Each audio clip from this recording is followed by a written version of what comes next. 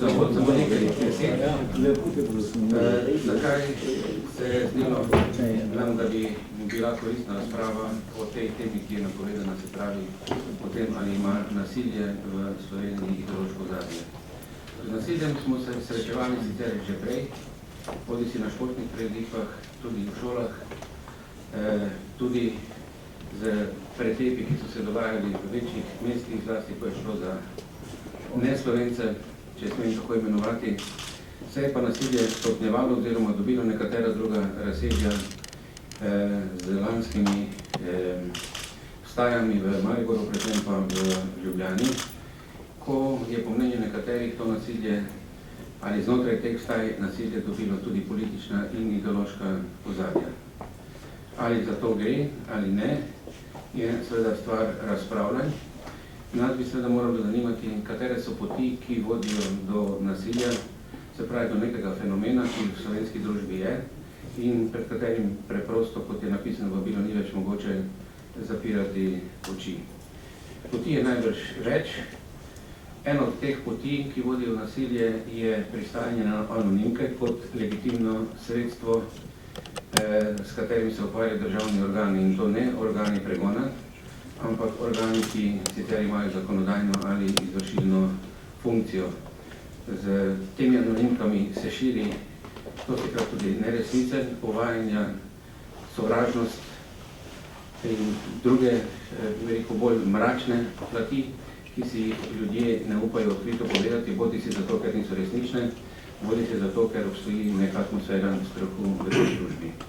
Temu bi lahko dodal kot eno od poti tudi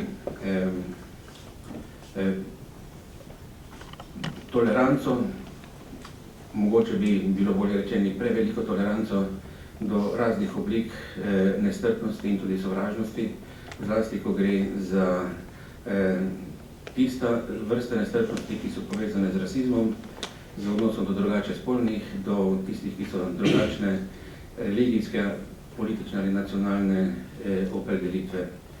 Prav tako eno od poti seveda tudi pristajanje na laž kot legitimno sredstvo politike v Sloveniji, ki se jo poslužujejo seveda tudi ljudje, ki nastopajo na političnem odru.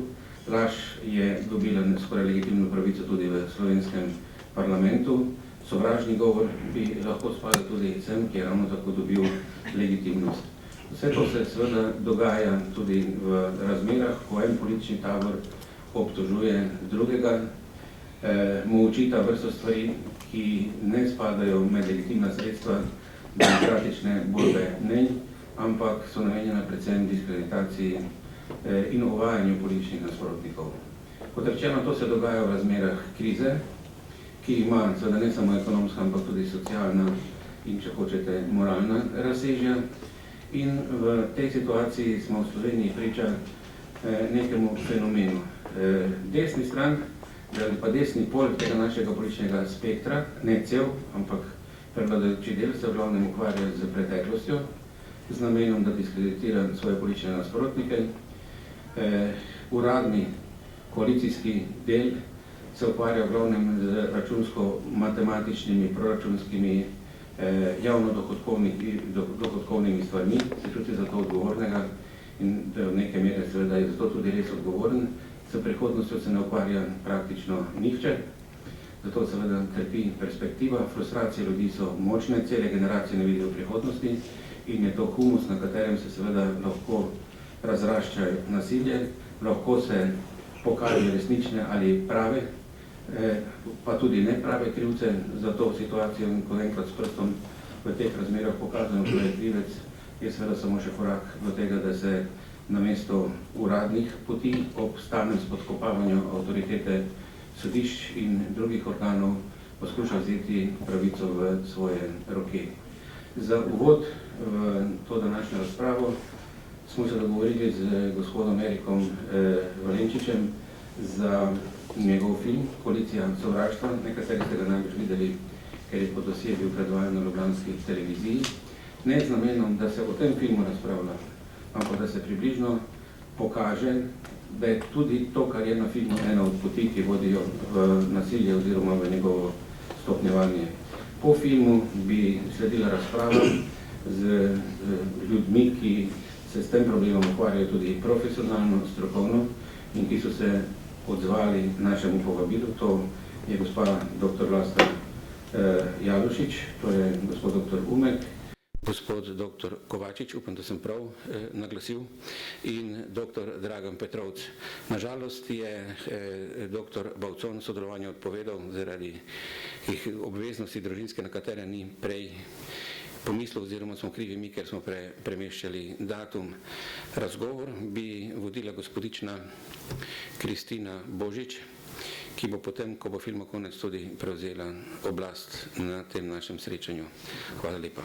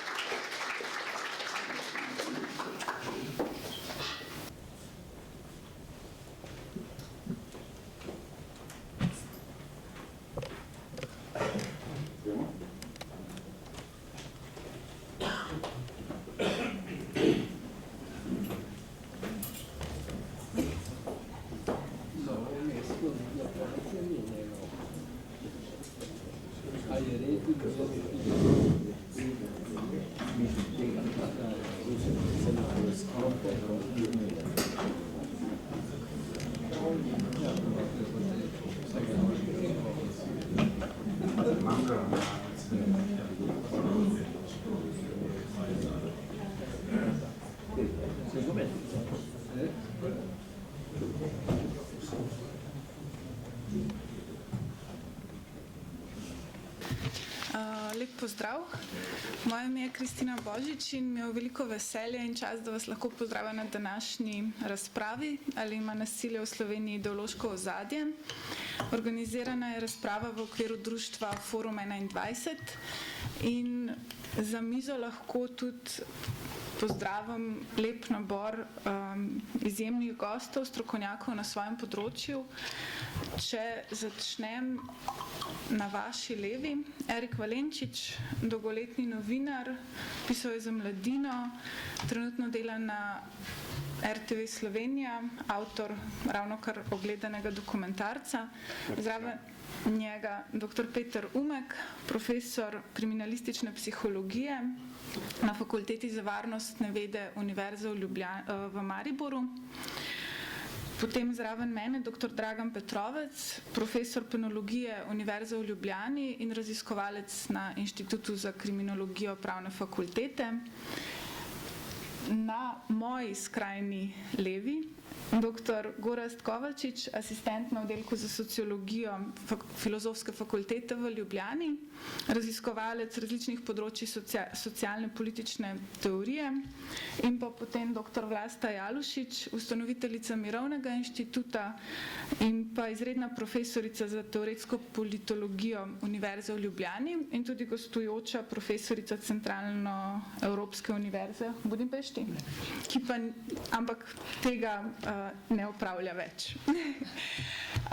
Zdaj je v bistvu nekako se mi zdi teža po ogledu dokumentarca kar velika, pa bi mogoče poskusila se zapeljati v današnji trenutek, dogodke zadnjega tedna in pol, ki smo jim bili priča v Sloveniji, in same govorice o ekstremizmu, ki se zdi, da je nekaj, kar je lahko levo, desno, modro, zeleno, rdeče, takega verskega oznaka ali pa drugačnega, veže se ga na proteste, kar je lahko samo po sebi morda problematično.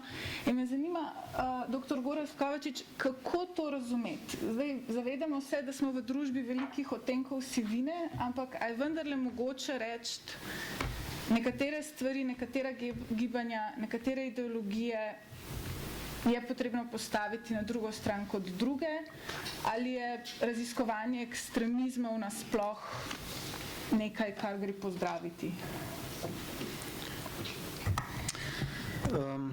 Hvala. Težko enoznačno odgovorim na tako vprašanje, ki je kar široko. Bom nanizal par misli, pravzaprav tudi različnih med seboj.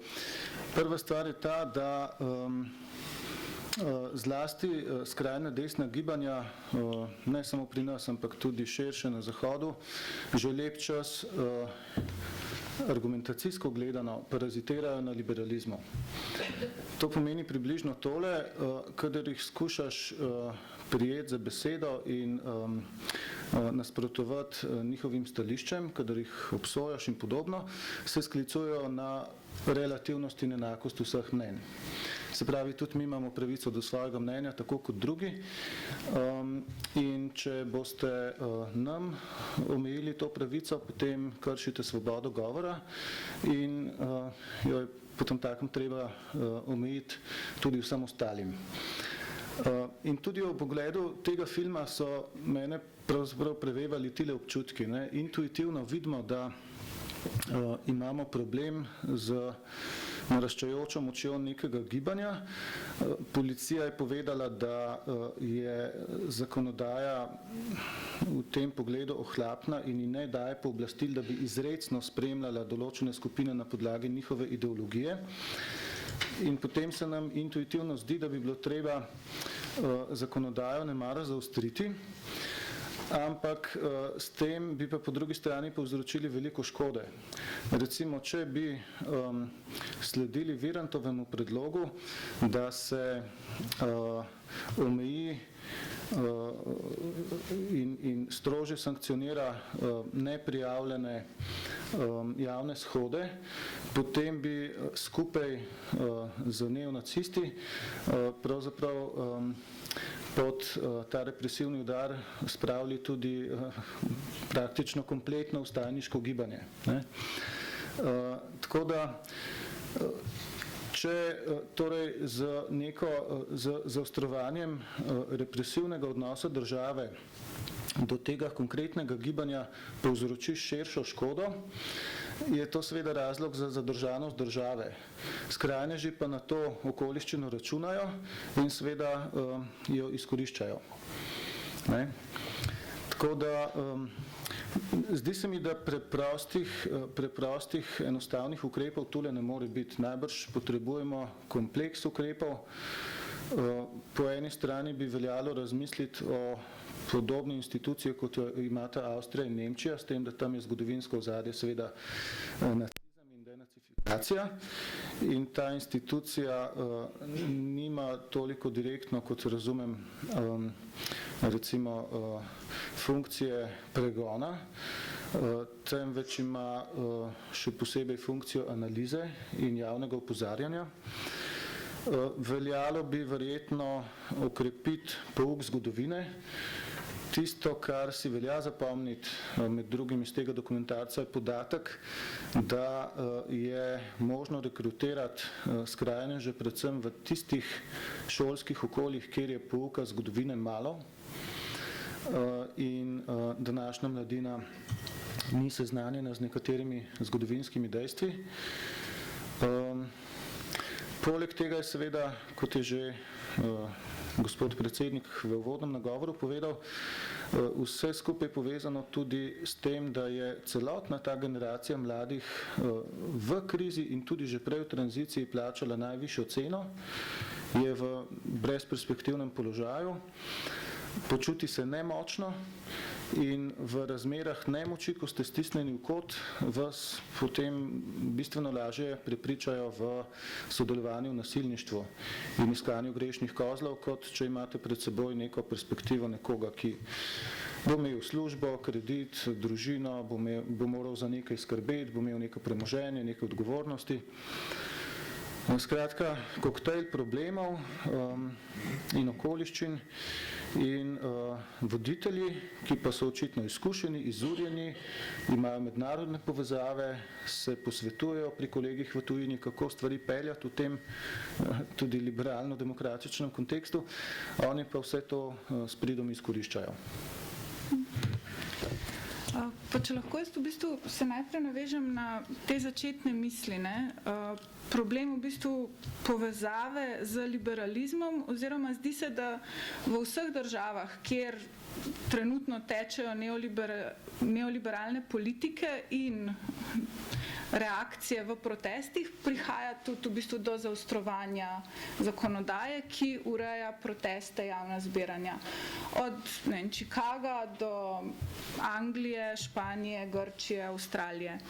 Me zanima, recimo tudi, naš sogovornik, ki ga žal ni tukaj, profesor Ljubo Bavcon, opozarja na povečanje represivnih sil oziroma pooblastil oblastnih organov.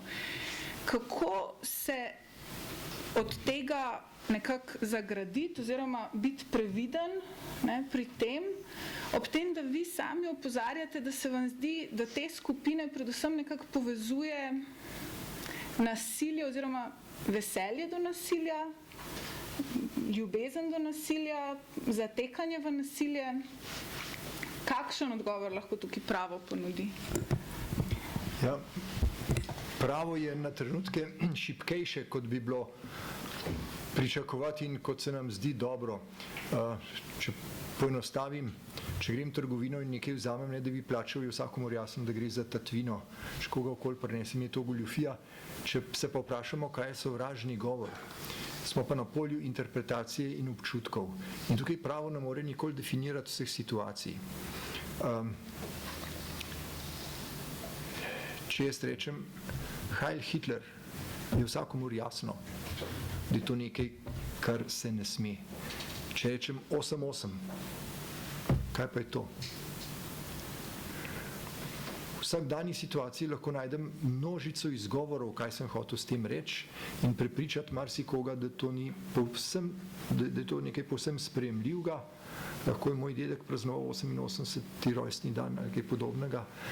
In ravno zaradi tega se dogajajo te mimikrije neonacistov, ki so pa v resnici tako prozorne, da tisto, kar manjka, ni pravna ureditev. Tisto, kar manjka, je na eni strani politična volja in na drugi strani neka konsolidacija javnega mnenja, kaj je dopustno, kaj pa ne. In nimamo ne te konsolidacije, ne politične volje. To jaz pripisujem tradicionalni in zdaj še globlji razklanosti slovenske družbe, kjer praznovanje domobranstva pomeni kulturen dogodek in kjer najdejo varno zavetje mnogi, ki smo jih videli v tem dokumentarnem filmu, in dokler ne bo nekega družbenega konsenza o tem, zakaj v resnici gre, in tega konsenza po moje še desetletja ne bo, toliko časa smo zelo na spolzkih tleh in nam pravo ne more kaj dosti pomagati. Iz tega je najbolj očitna, iz tega filma je po moje najbolj očitna taka ilustrativna drža šefa policije, gospoda Fanka, ki se samo v zadregi smehlja in ničesar ne prepozna. Ne keltskega križa, ne da bi bilo kaj narobe s tisto skupino, ki je bila po prepričanju dolgoletnega bivšega šefa Pavleta Čelika več kot prepoznavno vsakomur, ki bi hotel imeti odprte oči, ampak če zaostrim in četrtič v javnosti postavim vprašanje retorično, kako naj policija odkriva desni ekstremizem, če sama podstavlja molotovke in granitne kocke pri domnevnih levih ekstremistih. In tukaj ni nobenega drugega očitka možnega, kot da vsaj del policije, in to poglavitni del policije, deli enake vrednote. Če bo kdo hotel ugovarjati, temu se bo moral oglasiti. Do zdaj na tem področju vlada tišina. Toliko za uvod. Pa bi mogoče, Erik, tebe vprašala na nek način, mi da smo se že pogovarjala, pa te bom tikala, zato ker se poznamo že malo časa. Kako razumeti ta odziv policije po eni strani in potem na drugi strani željo oziroma potrebo po jasnim političnem odzivu na to, skratka, recimo mnenje, da je tukaj problem, mogoče manjka politike oziroma jasne politične drže, Na drugi strani pa recimo besede dr. Mandelca v dokumentarcu, da se mu zdi, da je ta tema politizirana. Kako to razumeti? Hvala. Lep pozdrav vsem skupaj tudi z moje strani. V bistvu hvala za vprašanje, ker bi sicer verjetno tudi sam repliciral ravno včeraj. Bom začel z direktnim primerom. Oprostite mi, ne morem biti pa preveč direkten, to je nekaj, kar bomo mi zdaj morali odkrivati. In sicer ravno včeraj sem dobil informacije, da so v nekaterih slovenskih krajih, torej govorimo seveda o lokalnih skupnostih, policisti določeni policisti zelo prepredeni z neonacistično sceno, ki tam že obstaja. To je tudi nekako navezava, da potem pride tudi do tovrstnih podtikanj, kot je bilo takrat s molotovkami in granitnimi kockami na Metelkovi. Skratka, problem je večplasten, in tudi tvoje vprašanje je večplastno, zahteva zelo dolg odgovor, pa bom bil nekako kratek. Po eni strani policija ima za moje pojme dovolj vendarle pooblastil, da bi izvajala vsaj nek bolj ali manj učinkovit nadzor, predvsem nad temi mednarodnimi oziroma dogodki, ki potekajo pri nas na tleh Slovenije in imajo te mednarodne dimenzije. A veste, slovenski radikali, ena od teh neonacističnih skupin je na svoji prejšnji spletni strani leta 2006 pisala, da mi se zavzemamo za nemški narod in Tretji rajh. Tako da res slovenski bi lahko dali ven iz tega svojega imena za začetek. Ampak nadaljevanje je pa zelo zgovorno. Mi obiskujemo, udeležujemo se mednarodnih dogodkov v tujini, da se tam učimo, to je spet direkten citat, kako te naci pohode in naci dogodke organizirati pri nas. In to je to, kar se zdaj dogaja. Moje temeljno prepričanje je, da policijski organi spremljajo te aktivnosti že dalj časa, ampak dokument Ministrstva za notranje zadeve iz leta 2011 nam razkriva, da policija zgolj naključno izveda za tovrstne dogodke pri nas. Nadaljni dokumenti, interni dopisi razkrivajo, da si policija želi, da bi imela vendarle malo več pooblastil, čeprav ponavljam, moje mnenje je, da jih ima dovolj, ampak si želi več pooblastil oziroma jasnejše interpretacije, kaj je to dogodek zaprtega tipa ali kaj je to dogodek odprtega tipa. In dejansko je, da številni ti koncertni dogodki, raznorazni pikniki, združenja, ki imajo zelo izrazito, ne samo ideološko, ampak tudi praktično agendo, potekajo ne samo mimo vedenja policije, ampak so tudi nekako ne dovolj jasno definirani v našem pravnem ali kakršnem koli že sistemu. In je policija se na koncu ukvarja s tem, da išče pri Ministrstvu za notranje zadeve in je to popolnoma vseeno, katera vlada je takrat na oblasti, za jasnejšo definicijo, ki bi jasno bolj definirala delo policije. Tako da politizacija te teme na splošno, bi s tem zaključil, je pa zelo jasna. To, kar je Damjan Mandelc povedal v oddaji, da so mu postavljali spolitizirana vprašanja, da je tematika spolitizirana. A vidite, dokazi vedno znova prihajajo na dan. Ravno kar smo imeli to afero, ko so klicali na to preiskovalno komisijo gospoda Partliča. In se je odzvalo društvo pisateljev in so rekli, samo se pravičujem, torej ministrstvo ne dela svoje delo, nekako ne poda jasne definicije, na koncu končamo pa pri teh javnih spektaklih. Evo se vračam zdaj na to zaslišanje gospoda Partliča in tako naprej. Jaz se oglašam na tej točki z odzivom Društva slovenskih pisateljev, seveda, ampak se mi zdi, da je bil ta odziv nezadosten, ampak je pa vsaj bil en odziv. Popolnoma jasno je, da v tej komisiji za preiskavo ekstremističnih skupin sedijo posamezniki oziroma posameznice, ki si ne želijo da bi ta komisija opravila svoje delo, kajti potem bi moral biti nekdo v tej državi resnično zadolžen, recimo tudi državni zbor, ne, da izpelje neko jasno definicijo, ali gre pri teh zabavah, kjer se poziva k pobijanju Židov za zabave javnega ali zaprtega tipa in tako naprej, za izmenjavo raznih podatkov, med drugim tudi, kako se izdeluje bombe in tako naprej. Nekateri posamezniki si ne želijo, da bi se to razkrinkalo, zato jim je najlažje zagotoviti cirkus in se bo seveda ljudstvo ukvarjalo, zakaj so pa bili zdaj ti poklicani na pričevanje pred to komisijo. Ne. Mene predvsem zanima, zakaj še, v oklepaju še, niso bili tisti, ki bi resnično morali biti. Ene par obrazov, ki ste jih videli tudi v današnji oddaji. Jaz prečujem, upam, da sem bil dovolj jasen, ampak vprašanje je bilo resnično večplastno. Pa bi me zanimalo, mogoče dr. Umek, z vaše strani, po eni strani se zdi tudi dejanja politikov, vodstva parlamenta, ko so vabili predstavnike civilne družbe, je kazalo na jasno podpiranje skupin, ki so zelo zavedne v svojem nacionalnem ponosu, na meji recimo nekega simpatiziranja z neonacizmom. Skratka, imamo sprejemanje oziroma ni jasne obsodbe.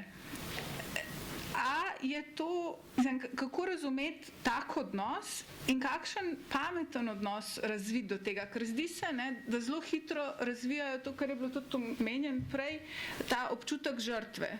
Kakšen odnos naj tukaj, policija, zdaj omenjuje tudi sogovornik v dokumentarcu, da preventivno ne posredujejo in da ne zaznajo varstvenega tveganja. Je tukaj preveč razumevanja? Ja. Zdaj jaz ne vem, kako bi na to vprašanje pravzaprav kompleksno odgovoril. Mogoče samo to, da sem bil jaz v prvem delu član te komisije, ki je obravnavala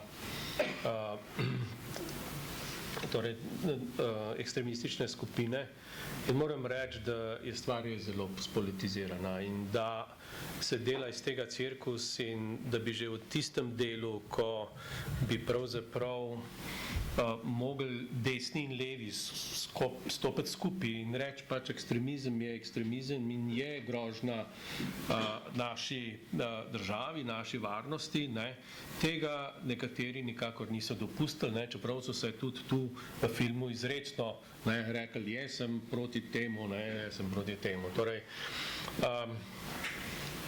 ekspertna priča, ki jaz sem nekako predlagal te ekspertne priče na preiskovalni komisiji in ena izmed ekspertnih prič je tudi tu in lahko pove, kakšen odnos pravzaprav je bil do strokovnjakov, ki so o tem govorili. Torej, tu jaz, če bi bil tam, bi vstal in šel ven, pa so mi rekli, ne, to bi bilo pa kaznivo dejanje. In bi vas policijo nazaj privlekli.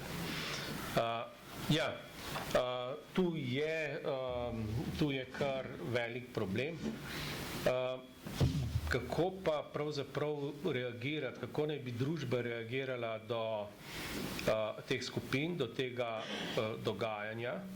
Po mojem prepričanju seveda ekstremisti težijo za tem, da bi bila njihova dejanja odmevna. Jaz popolnoma razumem medije, da te stvari pravzaprav obravnavajo, da jih kažejo. Vprašanje pa je res, kako se odzvati, kako se naj bi družba ali pa kako se naj bi mi odzvali na to, da ekstremistom ne bi delali reklame. Verjetno ni dosti samo kazenski pregon teh ljudi. Res je, da policija sama izjavlja, da nimajo dosti nekih pravnih sredstev, da bi te stvari obravnavala, da bi sledila ekstremistom, da se poslužujejo naprimer drugih metod, torej da grejo v obratni poti, da proučujejo Green Dragonse in potem spoznavajo naprimer ekstremiste. Ja, zanimiva so bile tudi naprimer pričanja tožilcev, da s tem nimajo izkušenj kaj dosti, ne? In zato te stvari raje opuščajo, ker so preveč zapletene, kot je že Dragan rekel, ne? Svobodna volja, pravzaprav, ali pa interpretacija tega, kar je.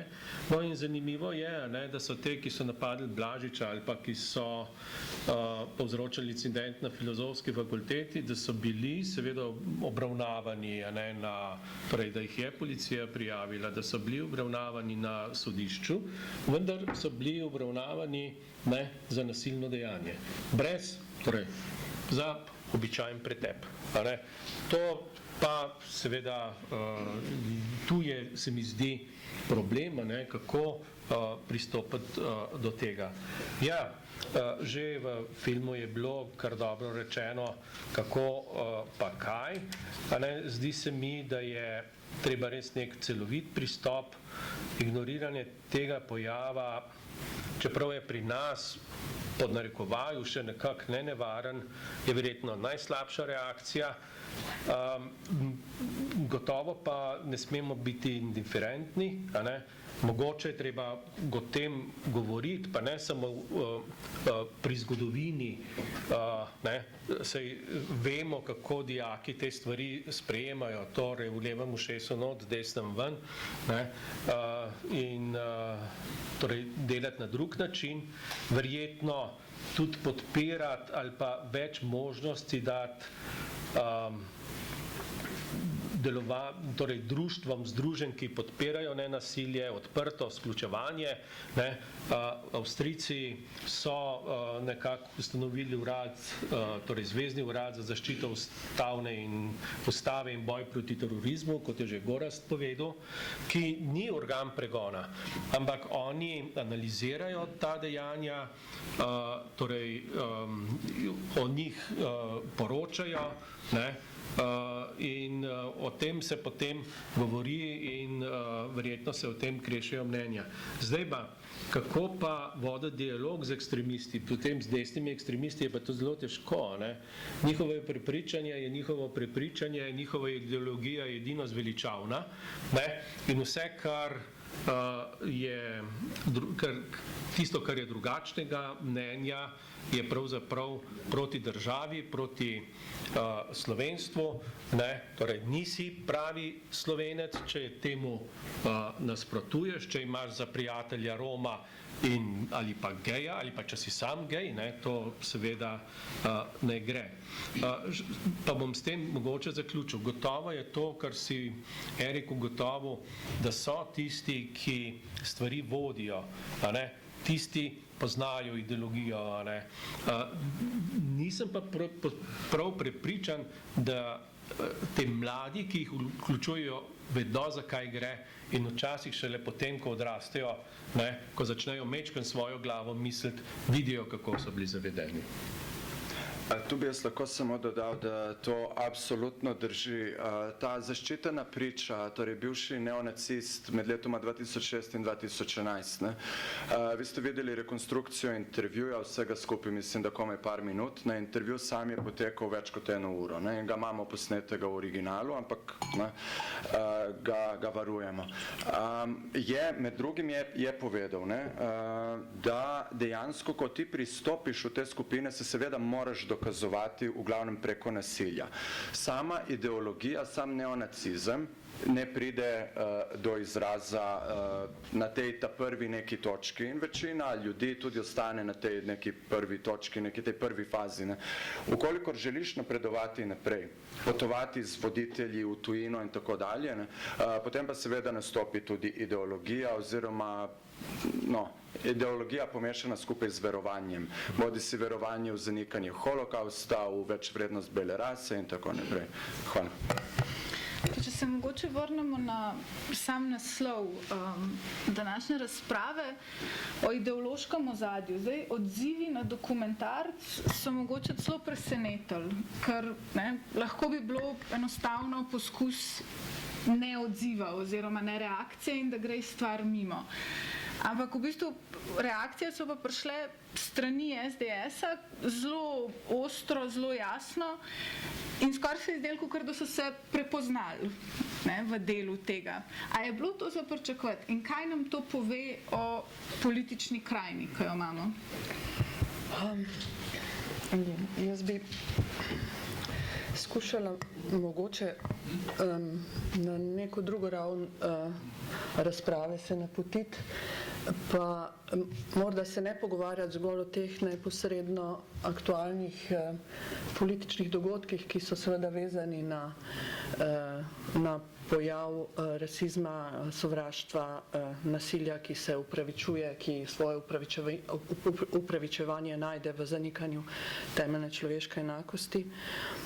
Ampak bi mogoče, skratka, bi poskušala odgovarjati na vprašanje to temeljno, ki ga imamo nastavljeno v naslovu tega panela, ampak bi nekako rekla naslednje. Jaz mislim, da to, kar smo videli v tem filmu in pojav tega, kar se običajno imenuje v Evropi danes hate crime, ne? To je sovraštvom motiviran zločin oziroma sovraštvom motivirano nasilje, je po mojem globokem prepričanju samo vrh ledene gore in rezultat nekega več kot 20-letnega razvoja v Sloveniji in seveda tudi v njenem okolju, v Evropi kot celoti, katerega del Slovenija je, vendar pa ima svojo lastno zgodbo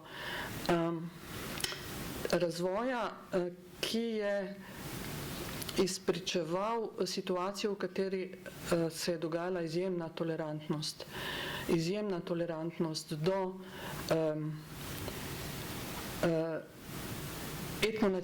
etnonacionalizma, ga bom imenovala, oziroma do koncepta slovenstva, ki je izrazito izključujoč.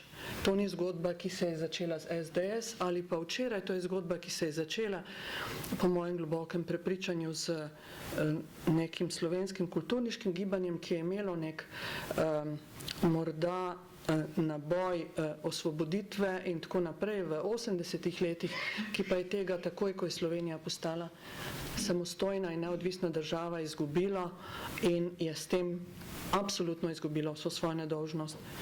Jaz tukaj ne vidim odgovornosti zgolj neke desne ali pa desničarske ali pa ekstremne desne ideologije, ampak po mojem prepričanju spet in tudi kot rezultat raziskovalnega dela tako v Sloveniji pa še kje drugje na primerih kolektivnega nasilja, mislim, da lahko z upravičenostjo trdim to, da je šlo za nek družbeni konsens v zvezi s tem, kjer seveda ljudje mogoče niso razmišljali, kakšne posledice lahko to vrstni nacionalizem in to vrstna drža ima, ampak vendarle v tem smislu odgovornost za to imajo. Tako da nasilje, ki ga danes lahko vidimo, skratka, ki ga ljudje prakticirajo, je nek rezultat, bom rekla, tega razvoja. Tolerance na to in pa tudi tega, da je na nek način se odprl ta poligon omogočanja tega, da prihaja do nekega zanikanja temeljne človeške enakosti. Izvirni greh je po mojem mnenju izbris leta 1992, ki je odprl to, da skratka, odprl je to nenehno možnost znotraj, bom rekla, tudi političnih strank, da se spopadajo s tem problemom na način, da upravičujejo izključevanje. In to, s čimer smo soočeni danes, seveda je na nek način rezultat tega. Zdaj, če bi se vprašala, ali to nasilje ima ideološko osnovo, potem odgovor seveda ne more biti preprost. Nasilje je načeloma nekaj, kar je v temelju instrumentalna dejavnost. Skratka, jaz zagovarjam pozicijo, da v temelju je to še vedno instrumentalna dejavnost, čeprav seveda se pojavljajo situacije, kjer gre za nasilje zaradi nasilja. V tem smislu zmeraj potrebuje upravičevanje. Skratka, v tistem trenutku, ko ga ljudje izvršujejo, potrebujejo upravičilo tako pred sabo kot pred drugimi. In ideologija je po mojem prepričanju samo tisto, kar nasilju ustvari ta nek korpus možnih argumentov za upravičilo. In seveda, če živimo v neki situaciji, v neki skupnosti, ki je 20 let dejansko tolerirala izključevanje iz temeljne človeške enakosti, potem lahko pričakujemo, da bo to vrstno nasilje seveda uspešno našlo svoj upravičevalni okvir v ideologiji, ki bo ideologija, ki nasprotuje človekovim pravicam. To pomeni, ki zagovarja izključevanje tistih, ki so videni kot drugačni, ki zagovarja izključevanje neslovencev, gejev in lezbik in tako naprej in tako naprej. Rekla bi še tole. Raziskave kažejo, da nasilje je nekaj, kar se vedno dogaja kot kontinuum. In v tem smislu se dogaja kot historični kontinuum, ki lahko seveda se veča v neki situaciji, skratka nasilja je lahko več, takrat, kadar prihaja do situacij, kadar so ljudje socialno nemočni in nimajo pogojev za to, da bi uspešno vplivali na strukture oblasti. Skratka, ta nek zgodovinski kontinuum, hkrati pa obstaja še nek kontinuum nasilja, ki se seveda veže na konkretne situacije v neki določeni družbi. Največ nasilja v Sloveniji prav gotovo ni v javnosti. Največ nasilja v Sloveniji se dogaja v družinah.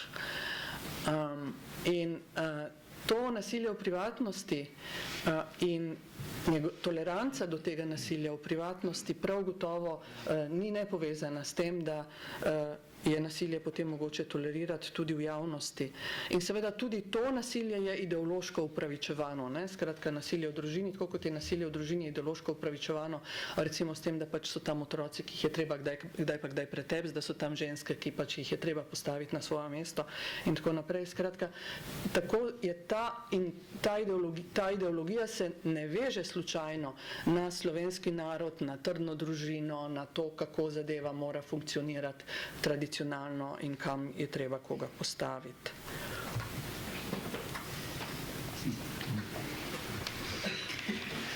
Pa bi pa pod vprašanje dala. V zadnjih 2-3 letih imamo v bistvu pojav protestov, ki jih raziskovalci označujejo za postideološke. V mislih imam predvsem gibanja Occupy, zavzemimo trge, pa tudi na nek način to, kar se dogaja po Evropi, ko se sprašuje, zdi se, da je to nekako nagovorilo veliko število mladih. In te mladi pač razlagajo, da jih ne zanima nobena ideologija, da oni so na ulici politično, ker nasprotujejo politiki, ki se jo izvaja kot tako. Kako razumeti v tem kontekstu ta pojav, ki se v bistvu veže na ideologijo ali pa na neke zelo jasne premise? Pa mogoče za oba tudi vprašanje, ampak mene bega me to, ta postideološkost pa hkrati ponovno se zdi vzdik ideologije kot take. Jaz ne mislim, da je Occupy gibanje neideološko, najprej bi to rekla. Mislim, da tu gre za distanciranje od teh tako razumljenih tradicionalnih ideologij, ki se vežejo na desno in levo, na tradicionalno politično strukturiran prostor. Skratka, ne vežejo se ne na komunizem, ne na socializem, ne na kakšen drug izem. In v tem smislu se samo definirajo kot postideološki. jaz jih kot take ne razumem kot postideološke, ker razumem ideologijo drugače, kot v tem tradicionalnem smislu nekaj, kar ustvarimo zato, da nekoga prepričujemo ali pa indoktriniramo. Pri ideologiji seveda ne gre za to. Ideologija je zmeraj že del institucij in strukture in današnja ideologija, ki je seveda izrazito dominantna, ima pogosto zelo malo zveze s tradicionalnimi ideologijami in moramo jo iskati vse kje drugje. Tako da v tem smislu bi jaz rekla, da to gibanje zdaleč ni neideološko, ne? Ampak na nek način proizvaja seveda neko drugo ideologijo, ki dobiva pomen, bom rekla, v tem, kar imenujejo kot postideološko. Sam toliko, mogoče bo Gorazd kaj več. Ja, ideologije so vse povsod. Treba je potem pogledati, kaj je vsebina neke določene ideologije. Ne? Zdaj to, kar je bilo predmet dokumentarca, ki smo ga danes gledali, je seveda desničarska ideologija, rasistična, tradicionalistična, kar zadeva recimo družino, etnonacionalistična in še bi lahko nekaj označevalcev naštel. Gibanje Occupy je pa protikapitalistično, ne? Tam imate pa levičarski sentiment proti globokim neenakostim, ki jih povzroča aktualni tip kapitalizma. Postideološkost bi morda videl kvečemu, bom rekel, pri nekaterih političnih strankah centra, ki se ideološko spogledujejo na vse strani, ampak z nobeno ideologijo ne mislijo resno in njihovo edino stališče je to, da se borijo za oblast. Se pravi, mi nimamo nobenega stališča v resnici, nam gre samo za to, da postavljamo svoje kadre na čim več pozicij, da pridobivamo dostop do raznih finančnih virov in je to pravzaprav neke vrste podjetništvo. Je pa to seveda neka druga problematika, ki je lahko seveda za demokracijo tudi nevarna. Trka se po prsih, češ, mi smo apolitični, mi smo sredinski, mi nismo ekstremni. Vprašanje pa, ali recimo z transparentnostjo stališč, z demokratično javno razpravo, nenazadnje spoštovanjem formalnih državnih institucij sploh mislijo resno.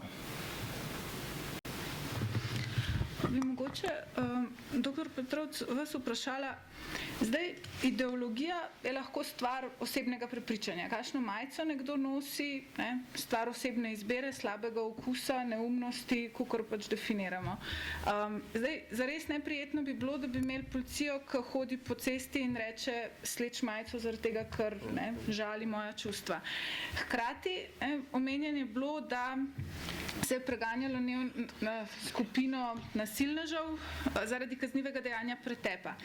Zdaj, kazenski zakonik pozna dva člena, ki govorita, oziroma enega, ki govori o spodbujanju sovraštva, nasilja in nestrpnosti, predvideva tudi zaporne kazni in vse. Mene zanima, a se splača proti pojavom, kot smo jih videli v dokumentarcu, nastopati, ko postanejo kazniva dejanja nasilja in nas poškodujejo, ali je treba ravnati na ravni države in organov represije že prej? Ja, represivni organi prej ne smejo. To je zmerom njihov izgovor, ni zapisano v zakonu in smo nemočni. Po mojem se mora dogajati oboje. Tisto, o čemer sem prej govoril, ta politična enotnost, ki je ni, in enotnost javnega mnenja, ki ga tudi ni. Ta bi morala biti najmočnejša opora represivnim organom, da posežejo takrat, ko pride vrsta na njih. Jaz nisem bil nikoli zagovornik strogega kaznovanja. Ravno tako se mi pa zdelo povsem nesmiselno, da nek napad z izrazito rasističnimi obeleži spravimo pod klobuk nekega vaškega pretepa in manjše praske. In tukaj gre precej za mere, da ne bo videti, da sem dežuren kritik policije, ravno tako eno stopnico višje. To je moje poklicno okolje. Sodniki za prekrške so kar v nekaj primerih, ko so se oblitoglavci spravili recimo na kakšne Afroameričane pri nas, takoj ugotovili, katerih vseh pogojev za bivanje pri nas bodi si ne izpolnjujejo ti Afroameričani, ali so jih pa označili za udeležence v pretepu. Pričemer zdrava pamet postavi vprašanje, a kdo pozna kakšnega Afroameričana, ki bi se spustil v pretep z skupino obritoglavcev. Ampak sodniki so to obravnavali kot neko skupno protipravno dejanje in poskrbeli za to, da so bili vsi vpleteni kaznovani. To je težava na tej pravni ravni. In jaz mislim, da med sodniki in pravniki marsikdaj ni bistveno bolje kot med kakšnimi poklici, ki so tradicionalno mačistični in avanturistični in zaradi tega rizični, kot je policija. Neke svoje frustracije lahko tudi jaz kot sodnik izvršujem na tak način, ali pa neko prikrito sovraštvo, da poskrbim, da je zadeva na nek specifični način pravnomočno odločena in to zelo hitro. Tisto, kar sem hotel povedati prejle, jaz nisem tako, bi rekel, skoraj da optimističen kot nekateri moji kolegi, ki se jim zdi, da mora biti vedno neka ideologija pri roki. Jaz mislim, da je nasilje v mnogo nas bolj, kot smo si pripravljeni to priznati. In tisto, kar igra določena ideologija, je samo priročno blaženje posledic nasilja. V filmu smo videli, da se ti neonacisti vključujejo v športne navijaške skupine in če se spomnimo, smo imeli od nekdaj spopade med Štajerci in Ljubljančani. Še predno je prišlo do te renesanse domobranstva, kolaboracije in vseh podobnih primerov.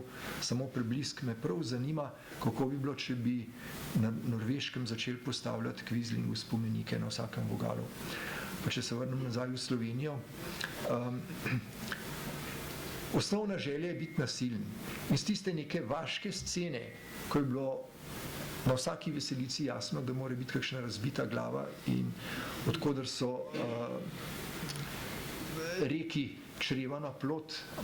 Iz tega smo se pač dvigli v skladu z napredkom nekoliko višje.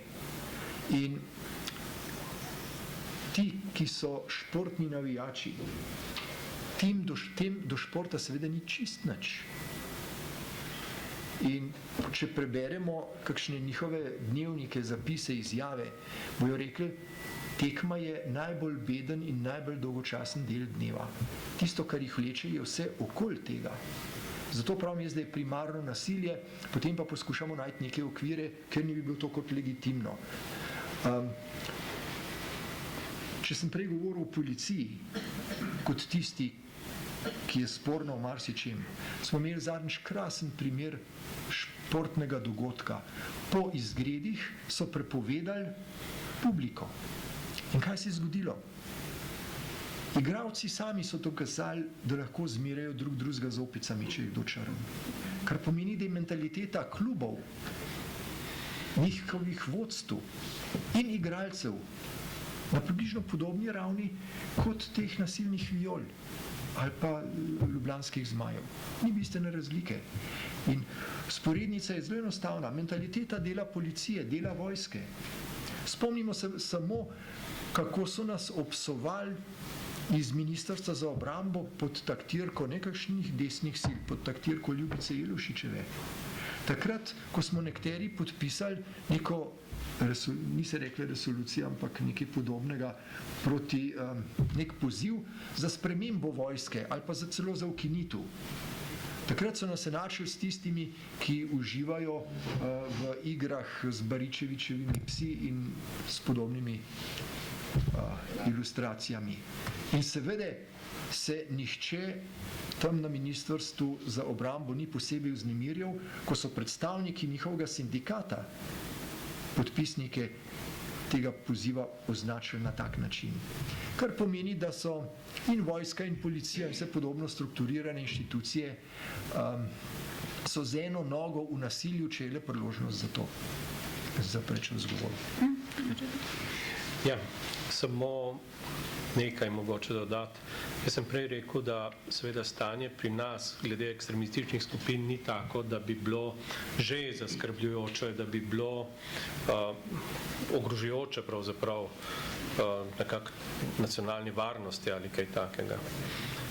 Vendar stvar se lahko kaj hitro spremeni in jaz mislim, da se že tudi delno spreminja, če nekako predvidevamo povezave nekaterih vodij ekstremističnih skupin s politiki, a ne s politiko ali pa političnimi strankami in vodji političnih strank. Tu pa je seveda nekaj, kar je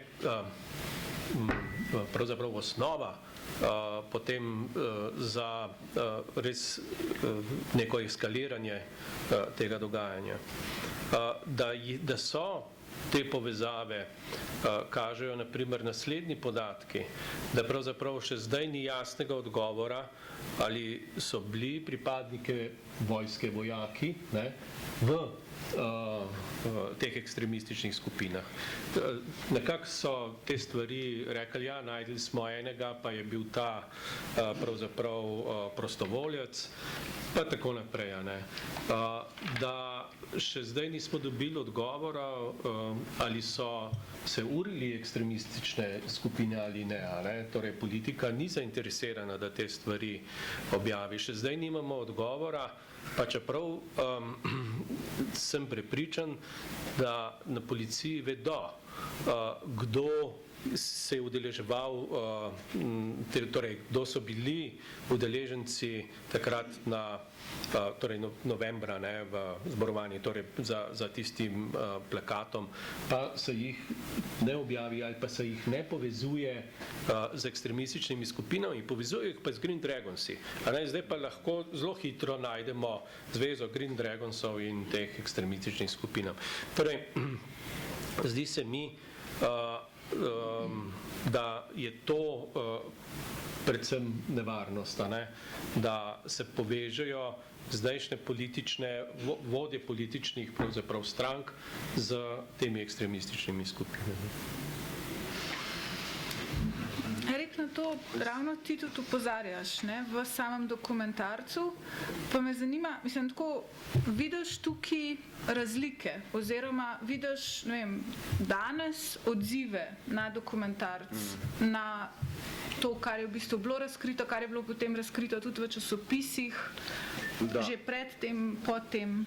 Da, absolutno, to je zagotovo ena od stvari. Namreč dogaja se v zadnjih nekaj letih in to je nekako ne replika, dopolnitev ravno kar povedanega, združeno z odgovorom na vprašanje. In sicer, v zadnjih nekaj letih, zato ni nobeno naključje, da se dokumentarni film oziroma dokumentarno oddaja imenuje Koalicija sovraštva. Namreč v zadnjih parih letih smo priče odvijanju nekega procesa tako na mednarodni, kot žal tudi izrazito na slovenski, torej notranji politični pravzaprav ravni. Kar se mednarodne tiče, da na hitro povzamem, zgodba ni kratka, v parih stavkih, ko so pred 10 leti slovenski neonacisti odšli v Nemčijo se predstaviti svojim somišljenikom, pač Nemcem, so dobili batine, ker so Nemci gledali te Slovane in so rekli, ste vi normalni, mislim, vi bi se bratili z Arici, mi smo čista rasa. In so dobili batine, skratka, šlo je za zelo neuspešno ekskurzijo. Ampak od takrat se pa dogaja na mednarodni ravni se je odvil en proces, in sicer to, da je pač ta Bladenaner, mednarodna, postala vedno manj in manj, mislim, Bladenaner, to ima bolj korenine v Veliki Britaniji, kot pa v Nemčiji, ampak vendarle, je postala izrazito rasistična v smislu ne arijska rasa, ampak bela rasa vključuje pač. Zdaj je važno, da si ti belc, evropejc, torej bomo rekli krščanske korenine, sve krščanstvo s tem nima nobene veze, ampak izkorišča se kar se lahko in tako naprej. Torej biti proti ne vem, migrantom, biti proti muslimanom in tako naprej, in seveda ti ustaljeni sovražniki, tako imenovani, kot so geji, lezbike, Romi in tako dalje. Ne? Judje, absolutno še vedno. Ne? Tako da skozi ta proces, skozi ta razvoj je nekako Slovenija, slovenske skupine, slovenske neonacistične skupine so dosegle svoj preboj pač na to mednarodno prizorišče. Ne? Vrata so jim dejansko odprli Srbi, ne? Večno znani po svojih navijaških izgredih in tako naprej. Kar se tiče, to je pa en proces, zdaj pa da prijedem na notranje politično dogajanje, ne? Usporedno se pa vleče en proces, zdaj moram zaradi pravnih okoliščin najprej povedati, da je to samo moje mnenje. In dejansko tudi je. Ne? Meni se zdi, da je stranka SDS seveda z vodstvom ugotovila, da po izpadu Slovenske nacionalne stranke je tukaj nastal nek ideološki vakuum. Ne? Tukaj spet govorimo o teh ideoloških zaslombah. Ne? In seveda je šla po mojih ocenah v načrtno snubljenje teh malih ksenofobov. To pri nas ni nič drugače, kot se dogaja v Le Penovi fronti v Franciji in tako naprej. Poznamo dovolj te razmere. Skratka, snubljenje svega poteka na različne načine, zadnje čase predvsem preko tweetov, ne? In razno raznih žaljivih izjav od trenirkarjev, levih fašistov, kaj je bil pankarski žurnalizem in tako naprej. In tako dalje. Tako da nekdo poskuša privatizirati ta prostor zase, dobiti neko zaslombo tukaj, ne, seveda tam mladim je to všeč, veral močnega vodjo in tako naprej. Dovolj je že to, da pač veš, da imaš nekje neko zaslombo, nekoga prijaznega in seveda pomaga pa tudi, če si na lokalni sceni, pogovorno rečeno, zlizan oziroma se pravičujem prijatelj z nekimi lokalnimi policisti, s katerimi deliš ne samo dobre odnose, še kaj drugega. Ne? In to je to, ali ima nasilje ideološko podlago, ko preidemo mi na primere iz prakse, odgovor absolutno da. Zdaj tudi, da nekako zaključim, da še odgovorim na zastavljeno mi vprašanje, to so, če nič drugega. Mislim, to, kar vam jaz zdaj tukaj govorim, ne, je nekaj, kar vem, opažam že nekaj časa. Sama objava oziroma reakcije na dokumentarno oddajo so to samo še potrdile. Ne? Namreč v tej oddaji so se, to je bilo, bom začel najprej s tako imenovano levo opcijo, ne, ki je pač nekako utihnila in se distancirala to, kar pač za moje pojme počne že nekaj let. Na drugi strani so se pa nekateri ljudje vsaj posredno prepoznali v tej zadevi. Ne? In seveda začeli napadati, pa ne v tisti maniri shoot the messenger, torej ubij, ustreli kurirja, ampak v maniri, ok, ti novinarji oziroma ta skupina ljudi nekaj vedo, gremo jim uničiti ugled in ne vem kaj, da ko bodo še objavljali stvari, da pač to ne bo imelo nekega resnega pomena, ampak želim jim vso srečo, skratka. Poanta je ta, da kar se pa tiče, kar je pa najbolj zanimivo, na to pa s ponosom lahko povem, je pa, da zelo dobre so bile reakcije, seveda tudi strani teh raznoraznih skrajno desničarskih skupin, ne? Seveda jasno napadi na avtorja in na samo dokumentarno oddajo. Taki veliki članki na spletni strani Blood and Honor, Headhunters, Domžale in tako naprej. Vse skupaj je zelo vehementno, samozavestno zastavljeno, ampak to, kar pa mi vemo, je pa to, da so začeli takoj po objavi oziroma že med predvajanjem oddaje na nacionalni televiziji zapirati svoje Facebook profile. In to je nekaj, kar pa resnično, zato sem prej omenil ponos, to je pa nekaj, kar očitno smo jim, kljub tej njihovi vehementni aroganci, smo jim vseeno ne vzeli, ampak na nek način, bom rekel, hendikepirali ali pa deloma onemogočili eno orodje, preko katerega so prosto komunicirali s malo bolj širšo javnostjo. Ne. Zdaj so ti profili zaprti in to jim je nekako onemogočeno. Tako da so dobre in so slabe stvari. Dobre stvari ponavadi najdemo v zakulisju, slabe pa jasno na naslovnicah Demokracije in podobno. Hvala. Ampak pa bo mogoče direkt replika na ravno kar povedano. A je tukaj nevarnost, da se s temi razkriti to umakne še bolj nazaj?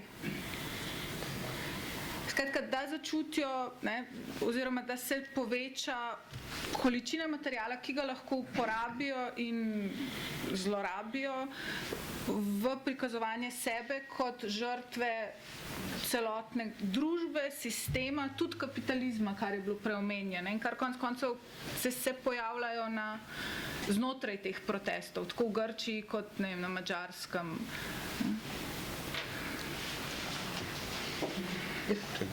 To je seveda možno samo, kolikor obstaja realna osnova za to. In tisto, česar nas mora biti strah, je po moje to, da obstaja realna osnova, to pomeni večina, na katero se naslavljajo te skupine. Ne? Ker če se te skupine ne naslavljajo na neko ekstremno manjšino, potem nas sploh ne rabi biti strah. Ne? Mi se ne rabimo ničesar bati, ker gre za marginalen manjšinski pojav. Kolikor pa gre za to, da obstaja neka realna osnova za te fenomene in da gre za to, da ta ideologija oziroma opravičevanje zanikanja temeljne človeške enakosti, napad na Evropsko listino človekovih pravic, napad na slovensko ustavo, skratka napad na vse temeljne dokumente, ki pač garantirajo to neko osnovno medčloveško enakost, na kateri lahko temelji demokratična skupnost. Skratka, če obstaja to, potem pa jaz mislim, da imamo velik problem tukaj in jaz mislim, da obstaja realna osnova. In potem moramo skratka začeti tukaj, seveda moramo začeti reagirati na zločine, na nasilna dejanja. Skratka, treba je tožilci, sodniki, policisti, vsi tisti, ki so odgovorni za kazniva dejanja, morajo biti toliko izobraženi, subtilni, oziroma morajo toliko poznati neke temeljne evropske dokumente o človekovih pravicah tudi, da ta zločin iz sovraštva prepoznajo kot zločin, ne? Da ga ne vidijo kot neko običajen vaški pretep in da tudi storilca ne obsodijo kot nekega običajnega vaškega pretepača, ampak da prepoznajo to, da ne gre za zločin oziroma za nasilje oziroma za javno sovraštvo, ker problem ni privatno sovraštvo. Jaz privatno lahko sovražim kogar hočem in jaz moram priznati, da sovražim veliko ljudi privatno. Ampak tega ne smem početi javno, v tem je problem. Javno sovraštvo in širjenje sovraštva je tisto, kar je problem. Mislim, privatno mene ne zanima, koga, ne vem, XY sovraži. Naj me sovraži, kolikor hoče. Samo naj me pusti pri miru kot človeško bitje in naj ne zanika moje enakosti. Skratka, naj mi pusti biti. Ni samo sovraštvo problem. Skratka, gre pač za to, da se prepozna to, da tukaj ne gre za posameznika, za mene samo, ampak da gre za to, da me nekdo zreducira na eno samo dimenzijo, na pripadnico ali pa pripadnika neke skupine, ki si skozi to legitimizacijo, skozi to upravičevanje, ker ne more biti legitimno nikdar to, kar trdijo, skozi to upravičevanje v končni instanci, in to je tisto, o čemer prepričujejo večino, zasluži, pazite, in to je treba počrtati, pravzaprav zasluži, da je bila pretepena, da je bila žrtev, v končni instanci, če potegnemo cel lok, da se jo izniči. Ne? In mislim, da je to problem. Zato je treba prav gotovo delati na obeh koncih.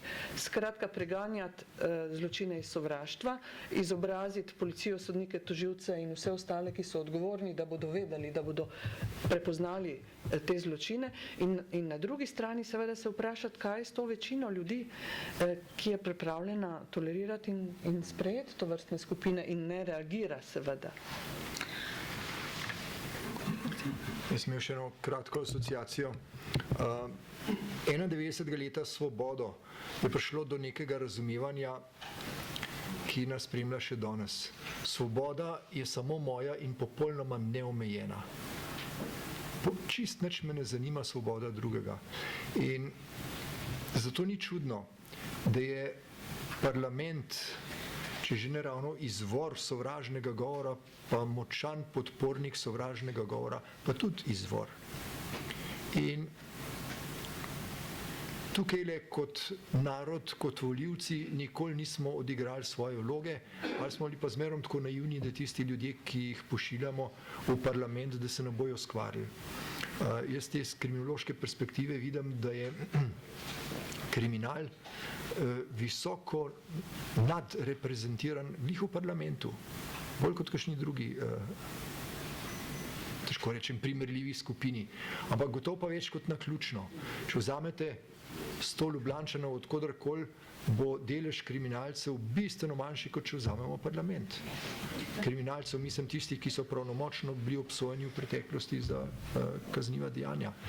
In potem niti ni čudno, da s takim svetlim zgledom sledi tudi tista politika, ki ima močan interes, da jo podpirajo tudi take skupine, kot je kolega Valenčič naslikal.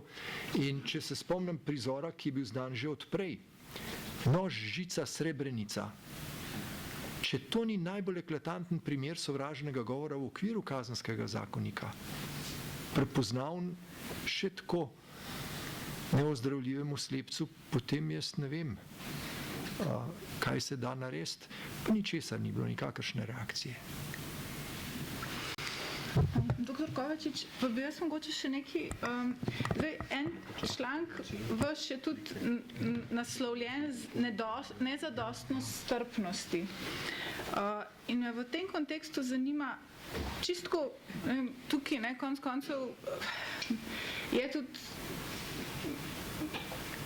lep nabor ljudi, ki imajo glas, ki imajo znanje, ki naj bi, mogoče imeli možnost raziskav. Skratka, a je tukaj čisto znanja dovolj in pa oglašanja, jasnega obsojanja? Zdaj, če smo popolnoma obupali nad politiko, mislim, strani javnosti, ker jaz vendarle še ne verjamem, da smo v večini ti, ki obsojamo nasilje, kot smo ga videli v dokumentarcu. Zakaj to ni jasno bolj? Se mislim, da kar pogosto so reakcije, če ne drugače, pa strani novinarjev. Ampak na drugi strani tisti, za katere je tovrstno nasilje ali pa sovražni govor oblika samopromocije, vedo, da morajo vztrajati. In potem bo kritična javnost slej ko prej se upehala, ker če nekdo izpelje 100 verbalnih ekscesov na leto, se lahko zgodi, da se nasprotna stran naveliča. On bo pa s tem seveda svojim privržencem, svojim podpornikom dal vedeti, da je zmagal.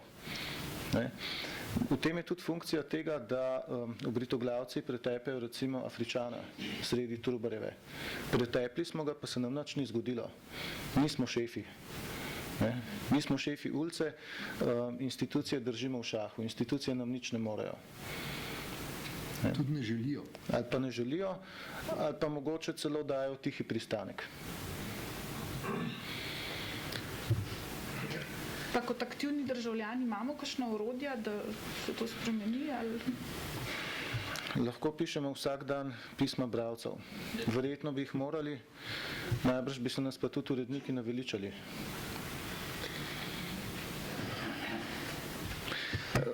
Jaz bi rekel tako, tisti, ki mislim, te stopnje odgovornosti so različne. Konec koncev je težava v tem, koga tisti, ki imajo možnost kadrovanja, kadrujejo. Kdo pride na izvoljiva mesta za parlament. Ali politične stranke so pripravljene, bi rekel, sankcionirati ekscese ali pa na njih gradijo svoje kariere. To je vprašanje. Ok. Mogoče vprašanje kakšno z publike? Ja, strofe. Pa vas sekundu, gospod, da bojo vsi dobro slišali. Hvala lepa. Zupan je moje ime. Namreč, ko poslušam tole, ne, pozabimo na sodnike, policijo, zakone. Pa tle gre za ljudi, za mlade ljudi, meni se smijo tele bizgeci. Ne? Ker to so bodoče žrtve. Kdo se pa ukvarja z mladino? Cerkev, kateheti in pa teli neonacisti. In tule, jaz mislim, da tu leži problem. To je borba za ljudi, za mladino. In kole me vprašajo, v čem pa je razlika med komunizmom pa med nacizmom? Oni ne vejo. Pa jim povem, pravzaprav ni razlike. Samo, če bi zmagal nacizem, Slovencev ni več. In mi smo svoje nacionalne cilje dosegli pač iz ideologijo komunizma. In je čisto en skakšno. Ideologija se zamenja, narod pa ostane. No, toliko sem jaz samo, se pa silno strinjam z vse povedanim. Tukaj zraven Hvala še pa lepa. še v zadnji. Evo, komu dam zdaj tole? Mislim, da je tukaj zraven. Aha. Kako bomo šli po vrsti?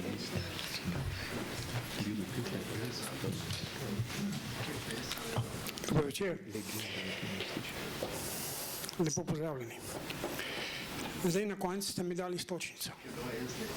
Gospod Kovačič je rekel nekaj o parlamentu. Mislim, da je bilo to rečeno, ne? Kako zbiramo ljudi v parlament. In tukaj je tudi, bi rekel, jedro naših težav. Ne bom rekel, da je v parlamentu višek sovražnega govora, sploh ne. Malo si pogledajte tudi angleški parlament, pa italijanski, pa tako naprej. To so gola pretiravanja.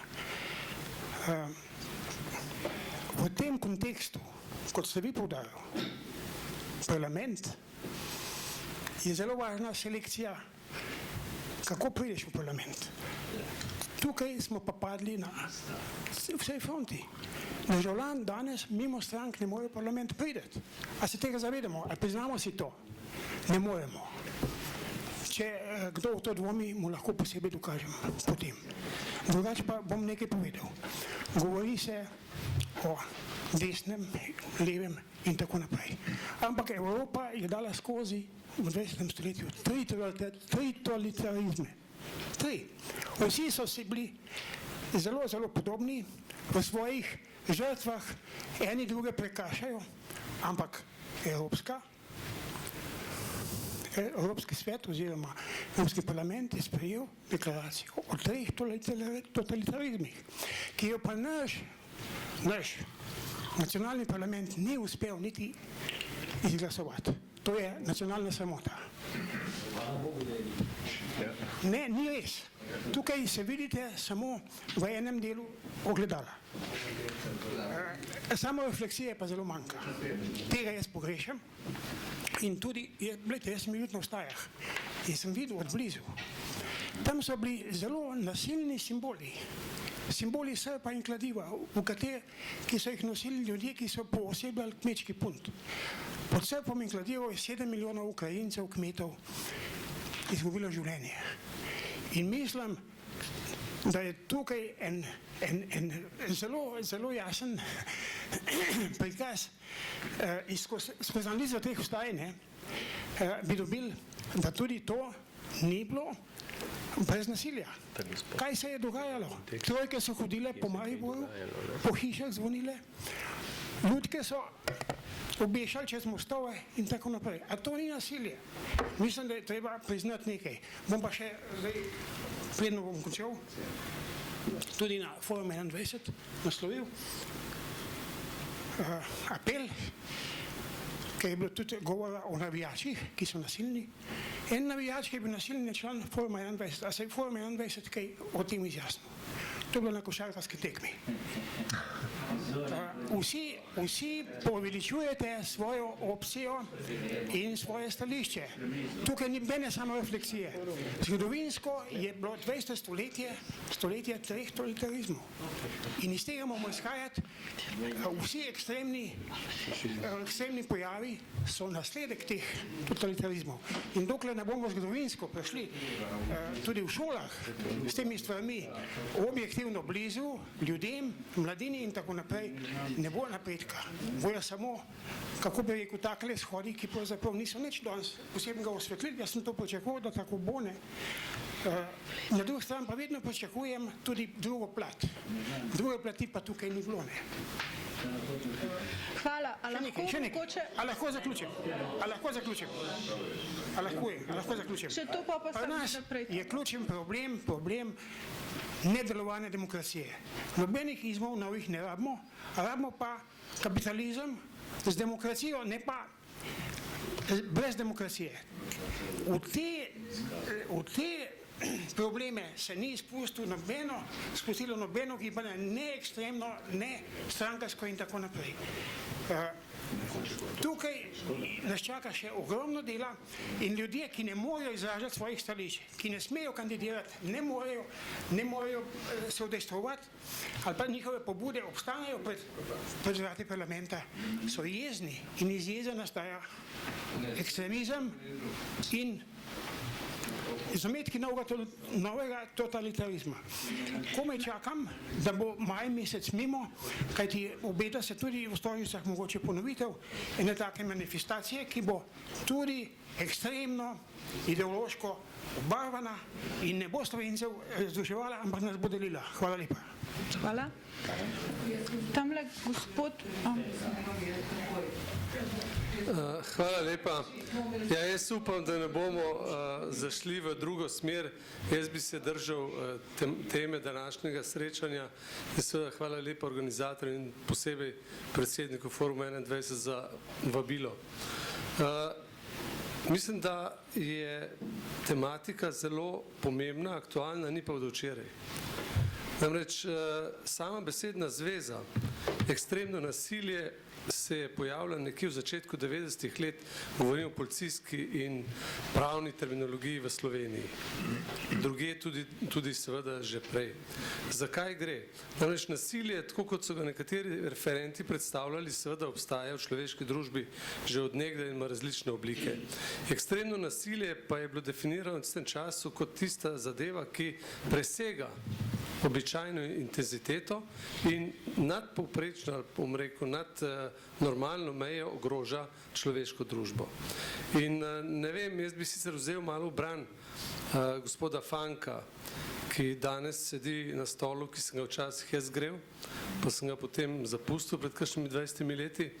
Namreč in bi postavil avtorju filma tudi vprašanje, zakaj njega povabil v ta film. Namreč on je približno sodil v ta film, kot so včasih rekli, kot sedlo na kravo. Namreč kriminalistična policija s tem področjem, razen takrat, ko presega meje kazensko-pravnega varstva, torej ko gre za kaznivo dejanje, nima nič.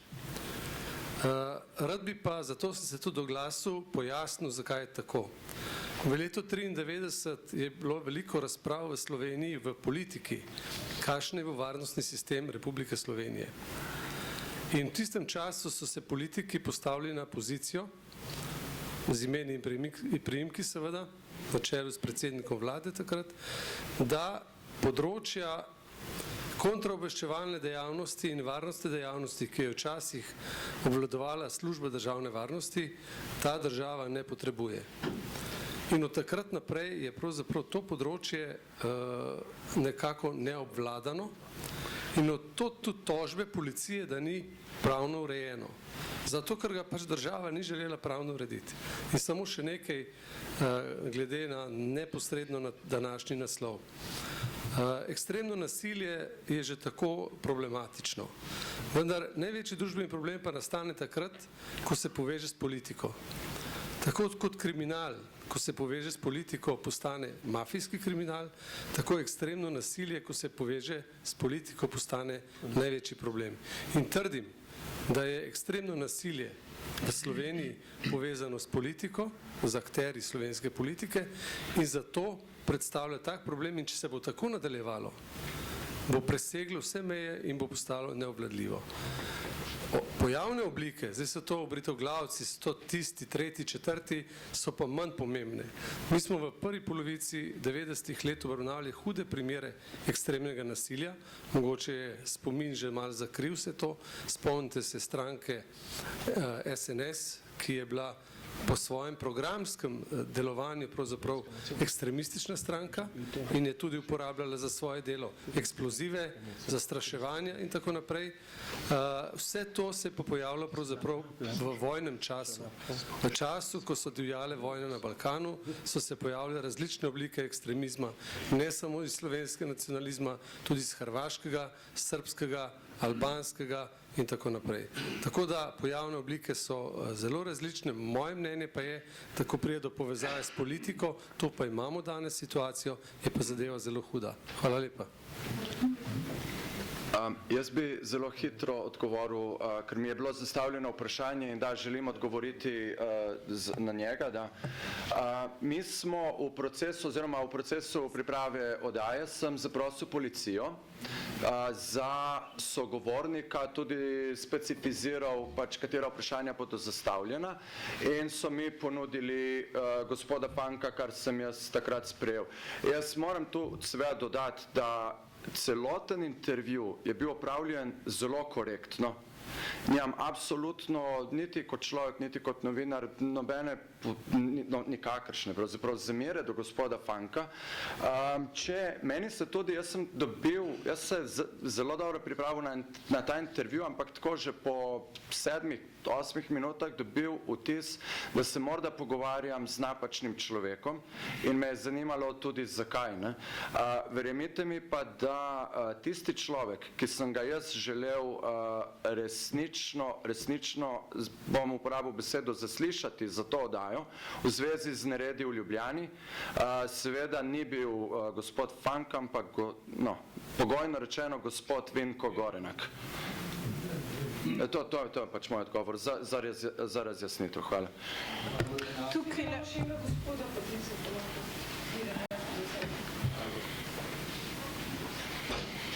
Dobro večer vsem skupaj.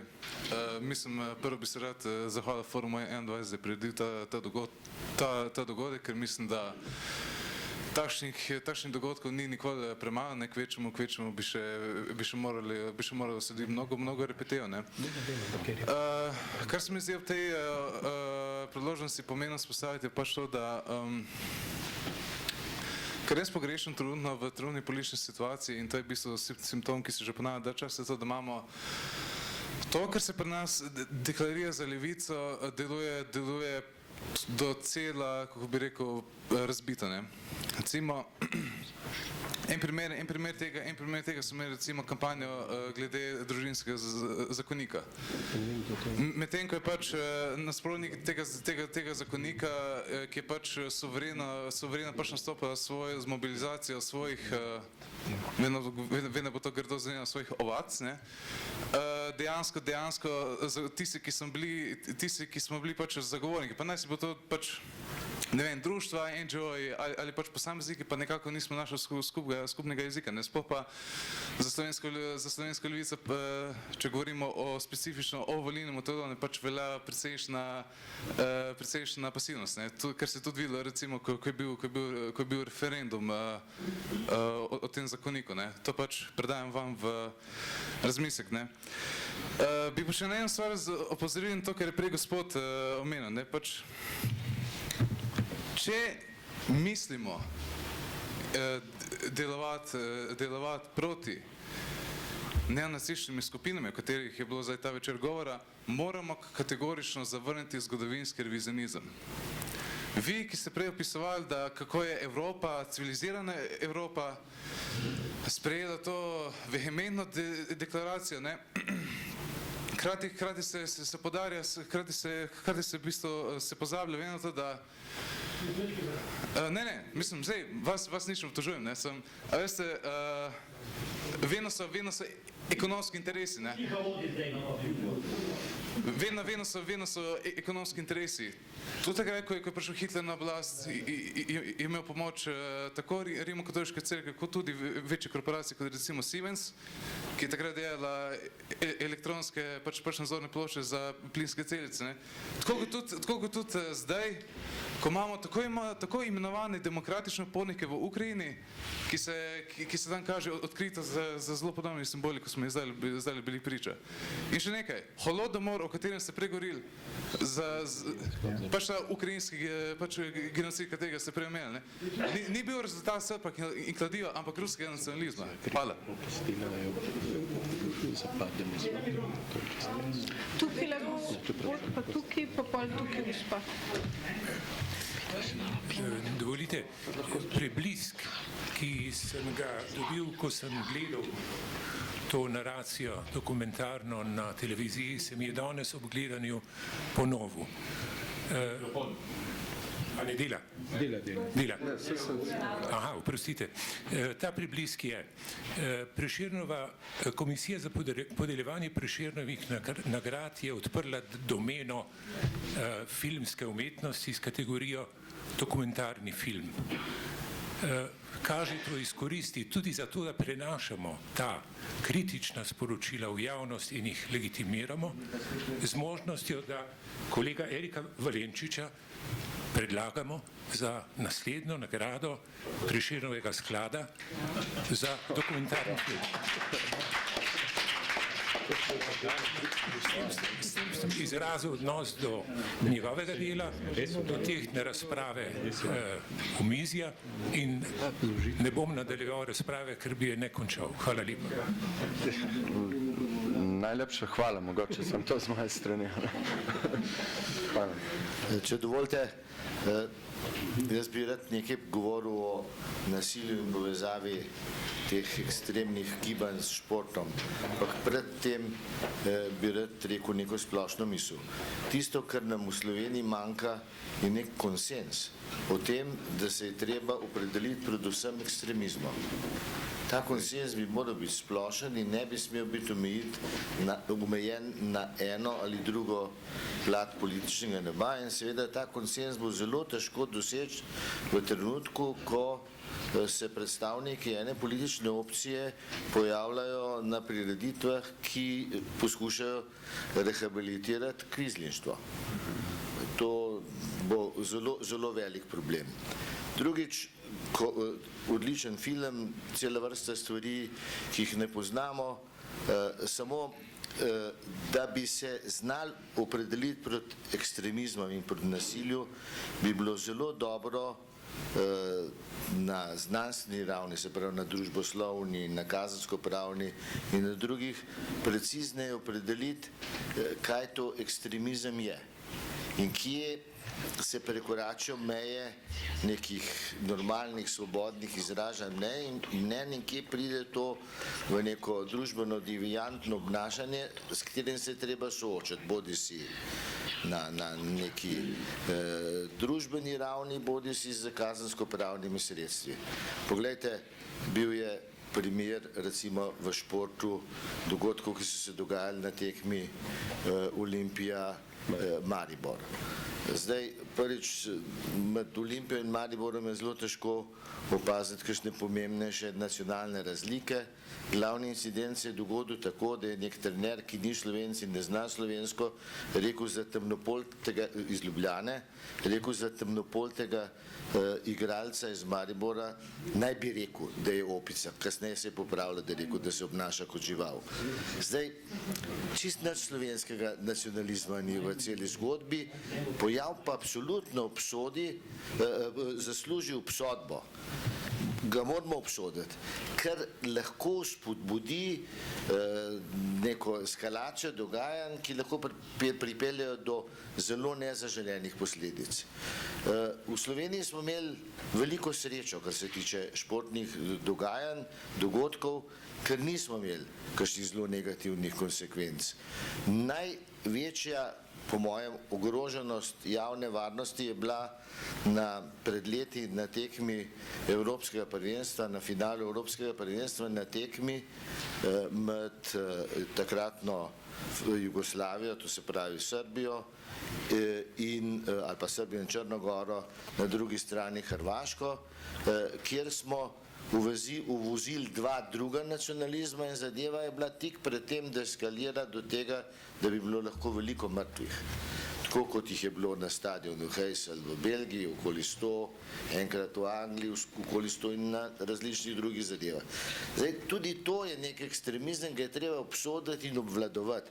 Samo res bi mi morali te stvari zelo precizno pogledati, detektirati in se do tega opredeliti ne samo, kot rečeno, v konsekvencah, recimo s policijskimi ukrepi ali pa z kazensko-pravnimi sredstvi, ampak tudi vrednostno opredeliti. Da rečemo, da je to nesprejemljivo. Mi bi morali razviti ničelno toleranco do vsakega ekstremizma. S tem seveda, da bi se pa lahko dolgo pogovarjali o nekaterih vrednostnih ocenah, ki sem jih slišal danes, ampak recimo, da se temu izognemo. Jaz bom sam na tej točki oziroma se poslovila od dr. Vlaste Jalušič in dr. Gorazda Kovačiča, ker imata naprej obveznosti na Filozofski fakulteti. Tako da najlepša hvala za sodelovanje. Mi bomo še nadaljevali, ker mislim, da je še nekaj vprašanj in pa potem počasi tudi zaključili, ker verjetno smo tudi vsi malo trudni.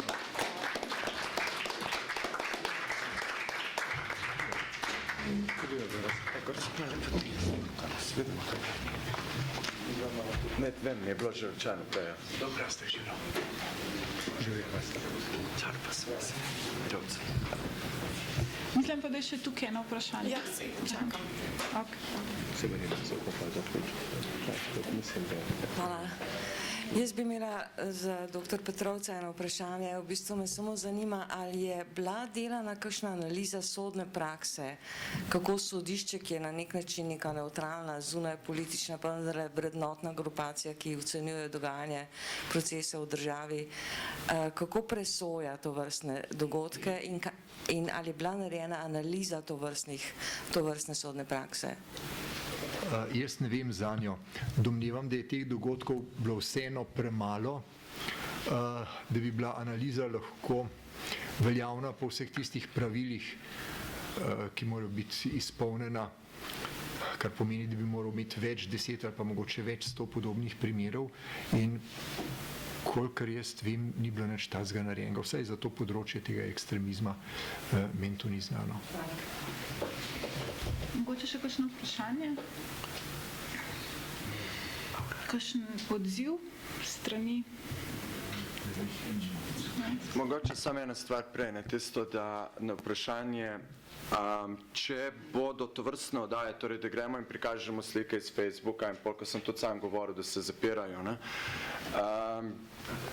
tu ne moramo govoriti o nobeni reklami, mislim, da je vsebina dovolj jasna, resnično ne gre za nobeno reklamo.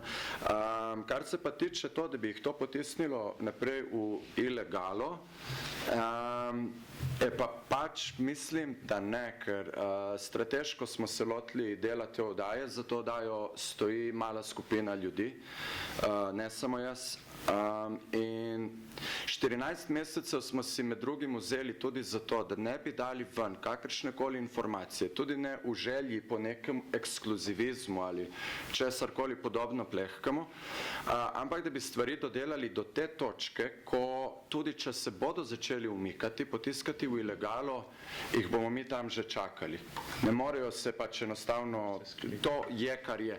Zdaj tisto, kar pa nam ostane kot večji izziv, mislim, noben tukaj izmed nas se ne bo trepljal po ramenih. To, kar nam je izziv in je večji izziv, je pa to seveda, da se govorim normalno o desnem ekstremizmu, ne, seli na področje mainstreama, torej mainstream politike in to je pa neko delo, ki ga bomo morali še, oziroma je neka naloga, ki jo imamo še za opraviti, za katero bomo pa potrebovali veliko več kot 14 mesecev. Ne. Sam stvar je pač zelo jasna, dokler bodo obstajali fašisti, bomo obstajali tudi antifašisti in to je to.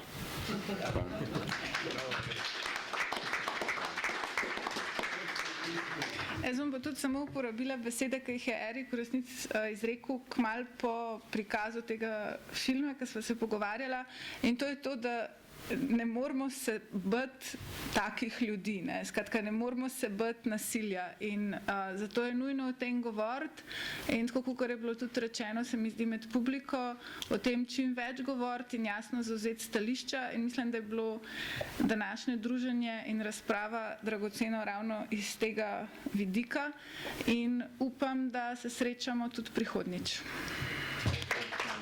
Hvala, Kristina.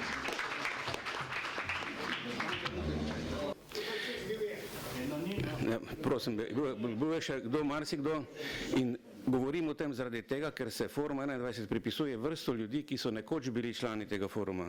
S foruma so odšli iz različnih razlogov, predvsem v glavnem zaradi tega, ker ta forum ni upravičil njihovih pričakovanj, da bo stal za njihovimi dejanji, ki so ali na robu nezakonitosti ali na robu neetičnega ravnanja ali čez ta rob.